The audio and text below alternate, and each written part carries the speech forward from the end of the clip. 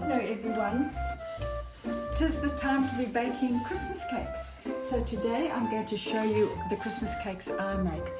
I'm not a great fan of the traditional Christmas cake. I like more cakes like you get the sapori from Siena. It's full of glacé fruit and nuts. I'll show you a finished product that I made yesterday. That's what they look like when they are finished. Full of fruit and nuts. And these are all the ingredients on the table. You can see what goes into them. 5 or 6 different types of nuts, lots of glacé fruit, and then you bind it all together with a bit of rum, eggs and flour. With the finished cakes, I wrap them in greaseproof paper like this, and then put them in a plastic bag in the fridge, and they will last forever. Well, not forever, but they'll last for a very long time. The way to eat them is because they're so very rich, like you would a sapori cake from Siena. You put in you cut in very sliver slices, and that's why it's a nice cake to give to friends because it lasts for so long. The first thing I do is line the cake tin with a lot of wax-proof paper, baking paper. The difference with this cake is that it's baked in an electric frying pan for about 2 hours very slowly. To stop the bottom from burning, we put in terracotta feet and rest the cake pan on that. The first thing I do is lay out all of the fruit, the dried fruit and glacé fruit, and cut them into fairly large chunks like this. I'll show you. This is just the dried mango slices.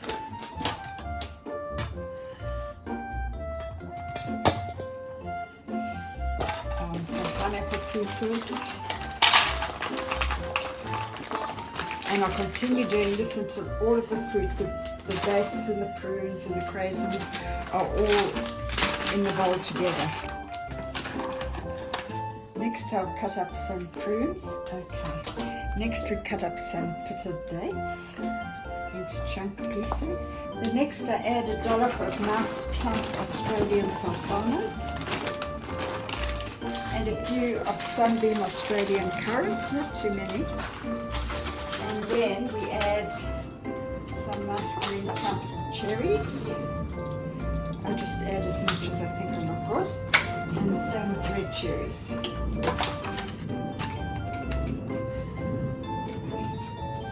The next thing we do is add flour. Now, I'm not really good at, I've never been very good at following recipes. I just guess sort of what it looks like. We add the flour to the dried fruit so that when it's in the, they don't all stick together. About how much flour are we adding? Oh, I'm not quite sure. At this stage it looks like just a couple, 2.5 cups. yeah, 2.5 cups. And then a pinch of salt. Pinch to taste. Oh, it's not coming out. And then I think I'll add 3 or 2.5 teaspoons of baking powder.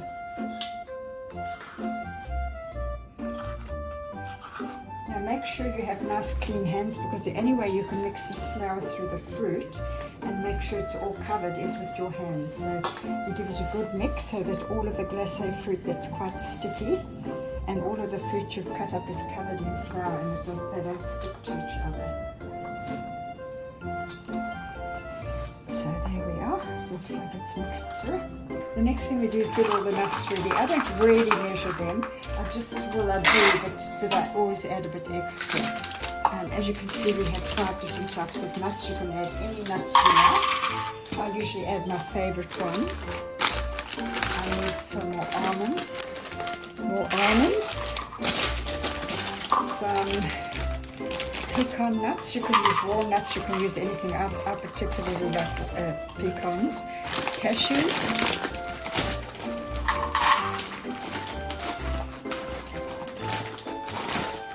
And Brazils. I've also got a few hazelnuts. Hazelnuts are my favorite. And then I mix the nuts so that we don't get all one type of nut in the cake on one side.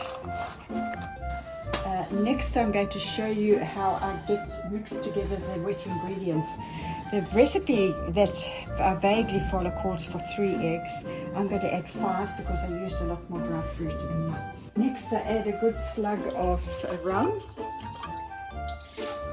and I put in some vanilla essence. Is this similar to vanilla extract? That's what it is actually. Oh. And then you mix it till it's light and fluffy. After getting the wet mixture nice and fluffy, you slowly add a half a cup of sugar. You mix it slowly. You mix it slowly until all the sugar's melted, and you don't want to add more than half a cup because it's already very sweet from the dried fruit. As you can see, I clean up as I go because you've got to work in a tidy kitchen. I've just washed my hands, and now I put the wet mixture in with the fruit. And you've got to mix it with your hands, otherwise it doesn't go through and you break up the fruit. So this is what you do. You mix it all through so that's all mixed in. And I'll show you when I've finished what it looks like mixed through. Before you start mixing in the wet ingredients into the fruit, switch your electric frying pan on and turn it to right about 11. Then you can continue mixing in your fruit. I'll show you what it looks like when I'm finished. That's what the mixture should look like when you've mixed all the wet ingredients through. You can see there's no white flour stuck on any of the fruit. It's all mixed through evenly. The next thing we do is add all the nuts. And once again we use our hands to mix these through so that we don't mess everything up. It's not an easy task, and so you do it slowly and methodically. So this is what the cake should look like once you've mixed all the ingredients together. We had to add a bit more ingredients because it was a bit... I added another egg because it has to all be coated, not wet or just everything. All the wet ingredients must stick everything together. And because I've made a double batch for this pan, I halve the mixture and then put it in the cake tin. Once you've got half of it in, you've got to use your hands to really push it down so that there's no gaps in it and it's all sticking together. Otherwise, when you try and cut it, it could just break up. Really, really push it down. I try and bake both halves in one day. So the half that's not been baked at the moment, I don't put it in the fridge because it'll dry out, but I do, and I leave it on the counter, but I cover it with a wet tea towel so that it doesn't dry out like that. This is what the cake should look like when you've smoothed it out and there are no holes anywhere. I just wet my hands slightly and really pat it down. Now we decorate it with some Brazil nuts, like this.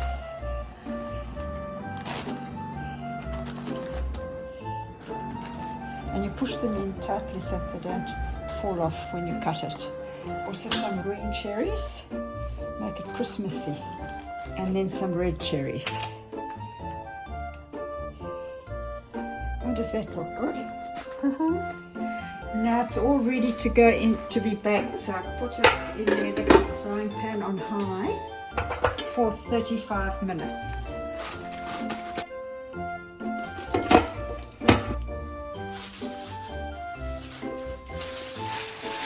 So this is the finished product of the cake we cooked. That's what it looks like when it's ready to go. Very beautiful, Gogo.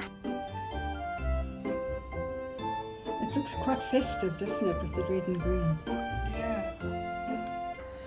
Thanks for watching, everyone. I hope you have a lovely Christmas and enjoy your Christmas cake. Remember to subscribe and hit the bell so that you get notified every time I post a new video.